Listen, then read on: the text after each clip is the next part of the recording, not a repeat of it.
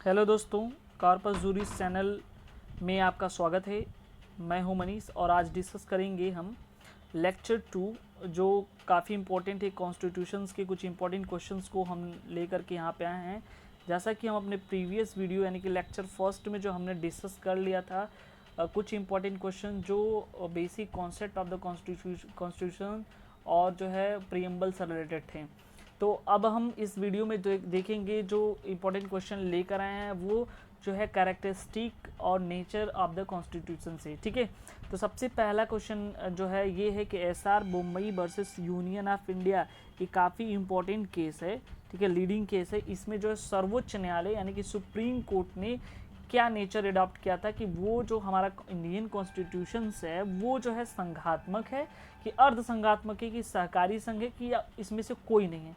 तो यहाँ पे जो ऑप्शन नंबर ए है वो सही है, यानी कि जो हमारा इंडियन कॉन्स्टिट्यूशन है वो जो है फेडरल नेचर का है। ठीक है, ये चीज़ आपके दिमाग में होना चाहिए कि वो जो है कैसा है, फेडरल नेचर है। और जो ये फेडरल का कॉन्सेप्ट है ये यहाँ से क्वेश्चन अच्छा खासा बन जाता है कि वो फेडरल का कॉन्सेप्ट जो है सर आइवर जेनिंग ने जो है इस कॉन्सेप्ट को दिया था। ठीक है, वहीं अर्ध संघात्मक की बात करें तो इसको जो है इसका कॉन्सेप्ट जो है केसी हियर ने जो है बताया कि ये जो है क्वासी फेडरल यानी कि इसका नेचर जो क्वासी फेडरल है। तो यहाँ पे 3 पॉइंट्स आपके दिमाग में होना चाहिए कि हमारा जो इंडियन कॉन्स्टिट्यूशन है उसका नेचर जो है फेडरल नेचर का यानी कि संघात्मक प्रकृति का है। उसके बाद जो अगर संघात्मक प्रकृति की बात करें तो कौन से ऐसे जूरिस्ट थे जिन्होंने इसका कॉन्सेप्ट बताया कि ये संघात्मक प्रकृति वो जो है सर आइवर जेनिंग्स थे। और अर्ध संघात्मक की बात करें तो केसी हियर जो है ऐसे जरूर से जो इंडियन कॉन्स्टिट्यूशन का नेचर जो है क्वासी फेडरल बताया। ठीक है, तो ये चीज़। और रही बात अर्ध, ये भी पॉइंट्स हम देख लेते हैं। जो बात करें अगर सहकारी संघ की बात, ठीक है, कोऑपरेटिव फेडरलिज्म की बात करें तो आस्टीन ने जो है इस पॉइंट को बताया, यानी कि यहाँ पे 3-4 पॉइंट हमको ध्यान में देना चाहिए। ठीक है, अब हम नेक्स्ट पॉइंट को देखते हैं। यहाँ पे ये है कि भारतीय संविधान सर्वप्रथम प्रमुख रूप से सामाजिक यानी कि सोशल डॉक्यूमेंट्स है, यानी कि ये किसके द्वारा कहा गया, तो ये जो है गैल्विन आइंस्टीन के द्वारा जो है इसको कहा गया था। ठीक है, कि ये जो है यहाँ पे क्या है, ये एक प्रकार का जो है सोशल डॉक्यूमेंट्स है। ठीक है, अब हम नेक्स्ट पॉइंट को देखते हैं। नेक्स्ट पॉइंट ये है कि यहाँ पे आप देख सकते हैं कि किसने कहा था कि भारतीय जो संविधान है वो जो है परिसंघात्मक है, यानी कि अभी हम जस्ट इसके पहले हम पॉइंट में डिस्कस किए थे परिसंघात्मक लिखा हो या संघात्मक, दोनों बातें ही है। तो यहाँ पे जो ऑप्शन नंबर हमारा बी सही है, सर आइवर जेनिंग्स ने कहा था कि ये जो है परिसंघीय यानी कि फेडरल इन नेचर का है। यहाँ पे ये गलती से ये ऑप्शन नहीं होगा। केसी हियर जो ये बताए थे क्वासी फेडरल होगा। ठीक है, तो यहाँ पे जो डाइसी हैं वो जो है रूल ऑफ लॉ को बताए थे। आस्टिन अभी जस्ट हमने डिस्कस किया था, ये जो बताए थे कोऑपरेटिव फेडरलिज्म की बात करते हैं, सहकारी प्रसंगवाद की बात करते हैं। ठीक है, अब हम नेक्स्ट पॉइंट को देखते हैं। ये भी काफ़ी इंपॉर्टेंट पॉइंट्स है एग्जाम के पॉइंट ऑफ व्यू से। निम्नलिखित में से किस अभिलक्षण को हमने यूके के संविधान से नहीं ग्रहण किया था, यानी कि जैसा कि हमको पता है कि जब इंडियन कॉन्स्टिट्यूशन बनाया जा रहा था तो लगभग 82 या 83 कंट्रीज़ के जो कॉन्स्टिट्यूशन से उन सबका स्टडी करके कुछ जो भी इंपॉर्टेंट पॉइंट्स है उसको जो है हम लोग अपने कॉन्स्टिट्यूशन में सम्मिलित किया था। तो उसी तरह से यहाँ पे जो है कुछ यूके से कुछ तमाम जो ऐसे कंट्रीज़ हैं, तो इसमें से ये हमको ये पूछा है कि कौन सा ऐसा पॉइंट है जो यूके से नहीं लिया गया था, यानी कि इंग्लैंड से नहीं लिया गया था। तो ये जो उच्चतम न्यायालय का यानी कि सुप्रीम कोर्ट का जो कॉन्सेप्ट है ये जो है अमेरिका से यूएसए से लिया गया था। बाकी जितने भी संसद रिलेटेड जैसे संसदीय सरकार की बात करें, संसद की 2 सदन की बात करें या संसदीय विशेषाधिकार की बात करें, ये सारा चीज़ जो है यूके से लिया गया था। ठीक है, अब हम नेक्स्ट क्वेश्चन बात करते हैं, जो भारतीय संविधान की प्रणाली क्या है। ठीक है, यानी कि जैसे कि अध्याश ये आप देख सकते हैं संसदीय प्रणाली है कि राजतंत्रीय प्रणाली है कि ये जो है अध्यक्षात्मक प्रणाली है। तो यहाँ से आपके दिमाग में ज़रूर ये होना चाहिए कि इसकी जो प्रणाली है वो है आपका, यहाँ पे देख सकते हैं ऑप्शन नंबर ए सही है। ये जो है संसदीय प्रणाली यानी कि जो सिस्टम है इंडियन कॉन्स्टिट्यूशन का वो जो है यहाँ पे संसदीय प्रणाली है। ये आपको तो पता होना चाहिए, बहुत ही बेसिक क्वेश्चन है।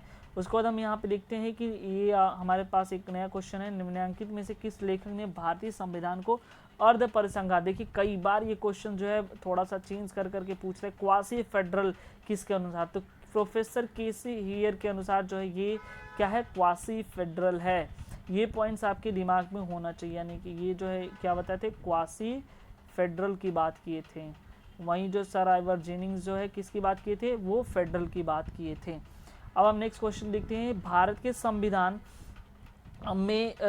में क्या क्या है, 9वीं अनुसूचियाँ, 11वीं अनुसूची है कि 10 अनुसूची है कि 12 अनुसूची है। तो याद रखिए ये जो भारत का संविधान है, इंडियन कॉन्स्टिट्यूशन है, पहले जो मूल संविधान था उसमें जो है जो अनुसूची थी, शेड्यूल थे, वो 8 थे, यानी कि 8 शेड्यूल जो है पहले थे। ठीक है, उसके बाद जो मूल संविधान था उसके बाद उसमें कितने अनुच्छेद थे, 395 अनुच्छेद थे। और अगर बात करें तो उसी के हिसाब से जो अब जो जब संविधान संशोधन, जो प्रथम संविधान संशोधन जो है के द्वारा 9वीं अनुसूची क्या हुआ, जोड़ा गया था। यानी कि जो ये फर्स्ट अमेंडमेंट की बात करें तो ये 9वीं अनुसूची में जोड़ा गया। 52वें जो 52nd संविधान संशोधन था उसके द्वारा जो 10वीं अनुसूची बात करता है दल बदल विशेष कानून से। उसके बाद जो 73 जो अमेंडमेंट था 73वां संविधान संशोधन, उसके द्वारा जो है 11वीं अनुसूची को जोड़ा गया। और जो ये आप देख सकते हैं जो 12वीं अनुसूची है ये जो है ये संबंधित है नगर निकाय से। ठीक है, यानी कि 12वीं अनुसूची जो है नगर निकाय से संबंधित है। ये जो है 74वें संविधान संशोधन के द्वारा जोड़ा गया था।